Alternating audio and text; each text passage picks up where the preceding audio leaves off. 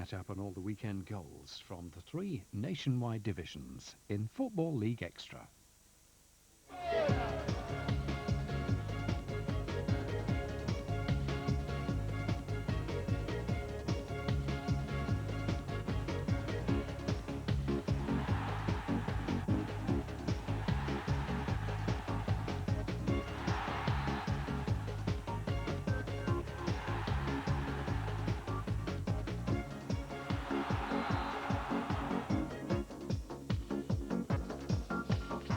Nationwide Football League Extra in association with the Nationwide Building Society. Coming up, Bolton Wanderers throw a wobbly. The leaders lose at home. How the Bristol derby turned into a battle and why the FA will get tough. In our One from the Archives, we go back to Liverpool 79, when Robbie Fowler was still in nappies and the cop hero was King Kenny. And Howard's way ahead. We're on the road with Sheffield United. Well, it was here at Oxford United's Manor Ground in 1984 that Howard Kendall's managerial career took a real upturn. Well, he's done so well at Sheffield United over the last year that expectations are almost as high at Bramall Lane. Well, more on Howard Kendall and Sheffield United coming up. First of all, it's the First Division leaders, Bolton Wanderers, who are at home to Ipswich on Saturday.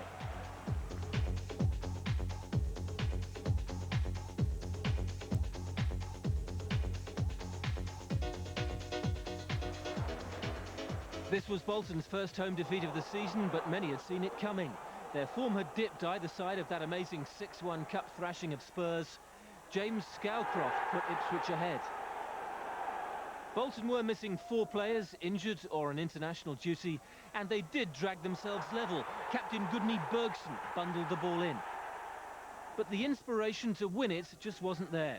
Instead, 90 seconds from time, Scowcroft, one of the best young strikers in England, exploited indecision between Fairclough and Brannigan to clinch an unlikely victory. The games can't come quick enough for Barnsley right now. This could have been a testing afternoon, but Tranmere Rovers were overrun. The speedy Martin Bullock was a constant problem. In the second half, John Hendry read the wind-assisted goal kick better than Rovers' panic-stricken defence. Hendry should have scored.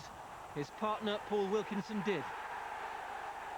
Barnsley captain Neil Redfern is playing the best football of his career, according to manager Danny Wilson. And after Andy Liddell had been fouled by Jed Brannan, Redfern rounded off another convincing victory. But that's as far as it goes. There's a hell of a long way to go yet, you know, and you'll have heard all the cliches before, you know, we've got another game next week and blah, blah, blah, but we have, you know, and if we get carried away, we'll be very foolish. But at this moment in time, it's nice that you win to take you up the league as they have. These two teams could be meeting again soon before an FA disciplinary commission. There was no sign of the trouble in store when Neil Shipperley drove Crystal Palace into a third-minute lead. Palace dominated the first half. Norwich imposed themselves in the second, and when Neil Adams' free kick was deflected in, they sensed a grandstand finish. And 2 minutes from the end, something snapped. Norwich didn't like Kevin Muscat's foul on Darren Eadie. Palace claimed Eadie had dived, and after Ray Houghton had grabbed Eadie, 21 players reached for their handbags.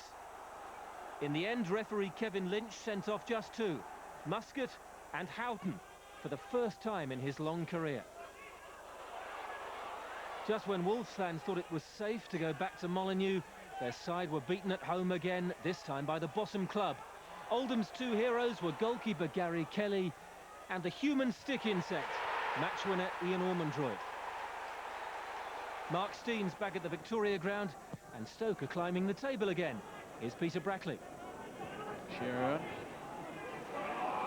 In goes Kavanagh. Now Steen, he's onside. Great chance for Mark Steen! And finish with great aplomb. Mark Steen is back in business. His first goal since his return to the Victoria Ground on loan. Yes, quite rightly, Kavanagh getting the congratulations from his teammates as well for the part that he played at that. He simply smacked that one into the corner.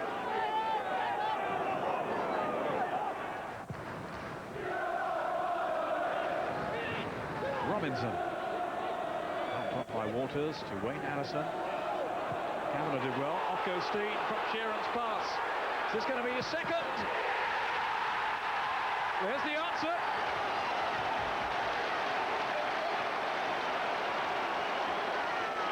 Well, the cry of Steeno is now ringing around the Victoria ground, and that will be music to his ears. So long in the shadows at Stamford Bridge with Chelsea. He's back at the club where he was such a success, and that's his second of the afternoon, his second since his return to the club. Well, Lou, how satisfying an afternoon was that for you? Any afternoon where you win 2-0, Peter, is satisfying. You can't ask for everything. We got 2 goals, we got a home win which completed 3 home wins in a row for us, and 3 points. Good weekend for us. One of the smallest players in the league has made a really big impression at Queen's Park Rangers. John Spencer only arrived last month, but Rangers have now won 3 in a row. Spencer's sharp turn was too clever for Mark McNally. Simon Barker took the penalty, and from there Rangers accelerated away. Their next was fortunate. Alan MacDonald claimed it, but Southend's Andy Harris got the meaningful header. But Trevor Sinclair, Danny Dichio, Gavin Peacock and Spencer really began to enjoy themselves in the second half. When Simon Royce missed the cross, Spencer knocked in his 3rd goal in 4 games. His success at QPR might persuade Gavin Peacock to make his loan move from Chelsea permanent. Peacock exchanged passes with Dichio before scoring his 2nd goal in 2 games. 4-0. Port Vale are into the comfort zone of mid-table. Charlton were booed off at the end of a game that began with Phil Chappell heading them into the lead. But Port Vale had the outstanding player, tiny striker Tony Naylor. When Charlton's defence made mistakes, Naylor punished them. After Richard Rufus's dreadful miss-kick, Naylor ran on to equalise. In the second half, he terrorised Phil Chappell in particular. First, the centre-half thought about a back pass, didn't make up his mind. In a flash, Naylor had swept the ball beyond Mike Salmon. 3 minutes later, Chappell's clearance was charged down by John McCarthy. When his cross wasn't cut out, Naylor's hat-trick was a formality. Portsmouth are another side whose fluctuating form makes them a betting man's nightmare. But when Lee Bradbury was fouled by Tony Norman, Portsmouth had a penalty and a major photo opportunity. Simpson did his bit by knocking in the kick. It took a bit of working out. Their spelling wasn't too clever at first, but in the end, Fratton Park got the message. Portsmouth's latest signing, Matthias Svensson, then took over. The striker, who was a used car salesman back in Sweden, crowned his full debut with 2 goals in 3 minutes. Bradbury made the first. David Hillier, back in the side for only the 2nd time after being sent off on his debut, created Svensson's 2nd. Huddersfield, who went so close to the playoffs last season, will do very well to match that achievement now. This was another blow to their confidence, despite Lee Makel's bundled goal early in the second half. Hey, we're on the telly here. Howard Kendall took over at Sheffield United in December '95. If they'd started the season then, he'd have been celebrating his first anniversary with another title. 122, drawn 17, lost 7, was Sunderland's record on the way to last season's First Division title. And it was Kendall's league record before this weekend. Only Sheffield United had a better goal difference. When I first went to the club, they were in a desperate situation down at the bottom, and I elected to make changes very, very quickly. And fortunately enough, we survived and finished the season very, very well, and people were very optimistic at the start of this season. Some said this was Kendall's last chance at a big city club, but if he took a risk, his chairman Mike MacDonald has been rewarded for it. In October, Kendall turned down a return to Manchester City. So convinced is he in MacDonald's long-term ambition, and because his team building has taken shape so quickly.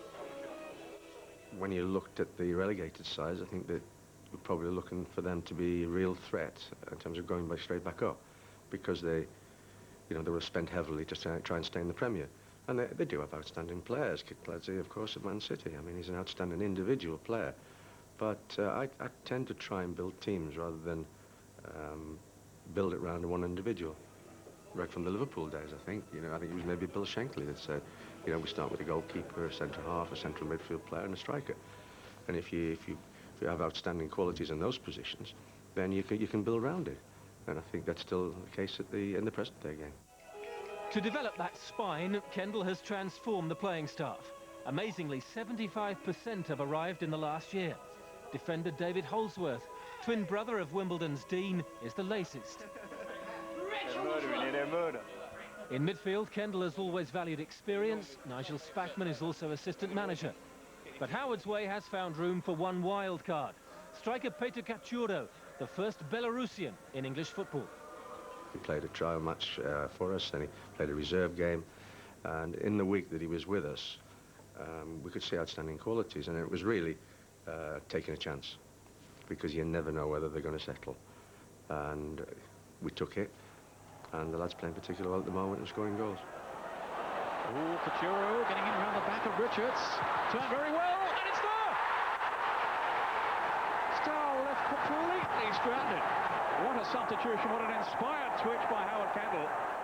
So much is maybe said, and maybe it's unfair to you just to keep looking back towards the Aces, towards the Everton time. But how ambitious are you still? How much now is there in you to make sure that you win something else? That you... Yeah, I mean, I'm very ambitious. I mean, I think that it'd be very difficult for me to go to work for a club where the chairman or the football club are not ambitious. I think after achieving success in the past, then if you feel or you sense that the club are not looking to be successful, then I think that, you know, I would lose interest.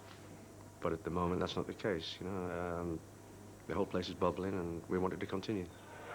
Kendall's second year in charge began at Oxford United, where a lucky draw as Everton manager in '84 had saved his job. But on Saturday, there were negative vibes when defender Michael Vonk injured his Achilles in the warm-up and couldn't play. But it hardly justifies Sheffield United's dreadful display. Holdsworth and the Norwegian Roger Nielsen never got to grips with Oxford's attack, and their young striker Martin Aldrich. Aldrich had struggled to win a place, but his surge of confidence after that first goal was mirrored throughout the home side. 9 minutes later, Aldrich couldn't score first time, but his second shot did cross the line. All the distress signals couldn't inspire Sheffield United. Oxford was sharper, stronger, and Aldridge rounded off some excellent approach play by volleying in his third.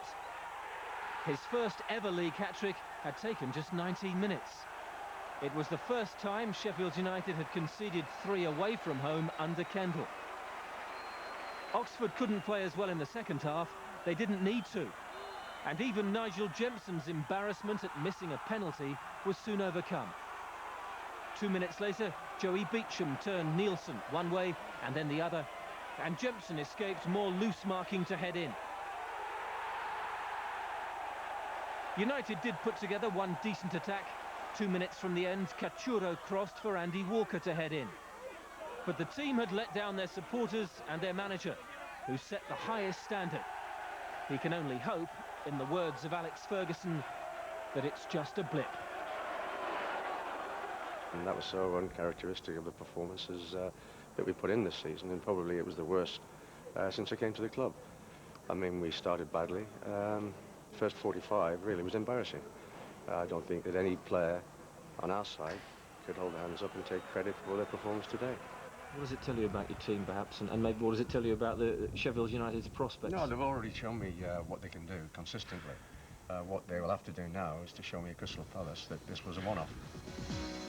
It was only Sheffield United's second defeat in 14 games, but it drops them to third. Barnsley's win lifts them into second, just a point behind Bolton. Oxford have moved up to fifth. Oldham's victory at Wolves means they go above Grimsby and Bradford to within a point of Southend, beaten at Queen's Park Rangers. Portsmouth and Ipswich move up 2 places after their wins.